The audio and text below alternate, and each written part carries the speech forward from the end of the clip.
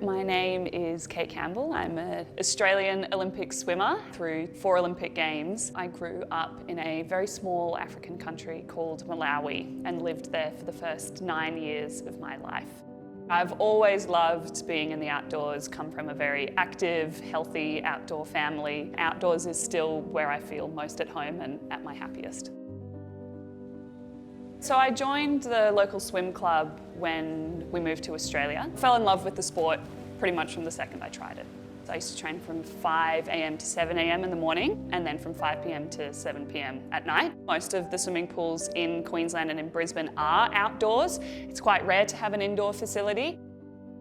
I would say that I was a pretty sun-safe person anyway. I have very pale, very freckly skin. I have always had lots of moles. I've always burnt really easily. When I was living at home, my mum always made sure that every year or two I was going for a skin check. But then once you become an adult and you leave home, you start to drop off little things that you really should do. It had been a couple of years since I had had a skin check and I knew that I was overdue for one. I caught up with a friend who I hadn't seen in a while and he had this big scar on his forearm. And I said, oh my goodness, what happened to you? Thinking that he was going to say I was in a knife fight or something. It was a really sizable scar. And he said, I had a melanoma removed. It started off as a really small spot and my wife told me to go get it checked out and I kind of put it off and then she noticed that it was growing and changing quite quickly. So she really badgered me and thank goodness I did because they caught it as a stage 1 melanoma. If I had left it, too much longer, it could have gotten into my bloodstream. And from there,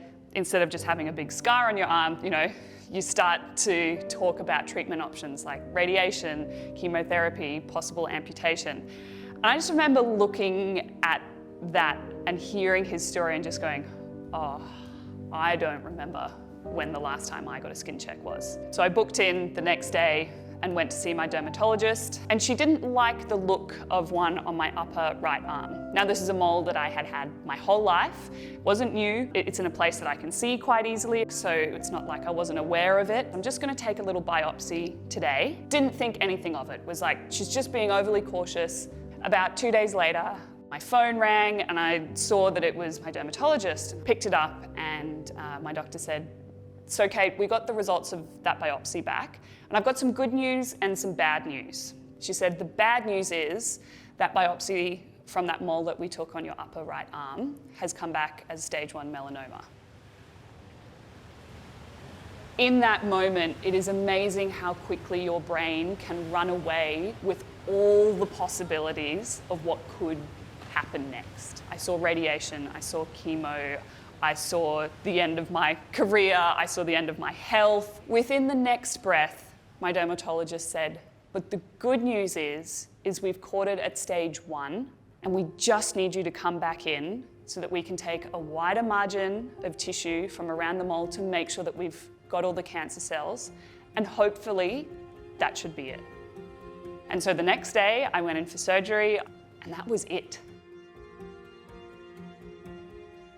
For me, it was a real wake-up call. If I hadn't gone and had lunch with that friend, if getting a skin check hadn't made it to the top of my priority list, the would have or could have scenarios could have been possible.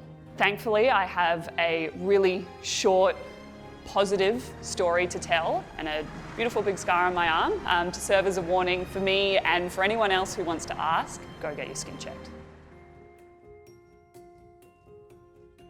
As a sporting community, we need to be more aware of the risks associated with sun exposure. In no way am I saying that we need to stop sport, that we need to stay indoors. However, there are some really simple steps that we can take. Sporting uniforms, making sure that they're a long sleeves, trying to do sport earlier in the day or later in the day away from those really intensive hours of exposure in the middle of the day, providing shade on the sidelines, providing adequate sunscreen, reminding athletes and spectators to reapply sunscreen. The people who are participating in the sport won't know the danger that they've placed themselves in until many years in the future.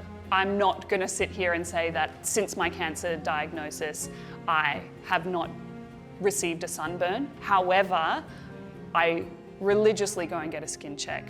I make sure that as much as I can be, I am aware of my sun exposure and doing everything I can to mitigate it. And do we slip up? Absolutely. But if we can't go for prevention, then early detection is the next best thing. If we do those two things combined, we can really see a chance for us to completely lower and hopefully eradicate deaths from melanoma.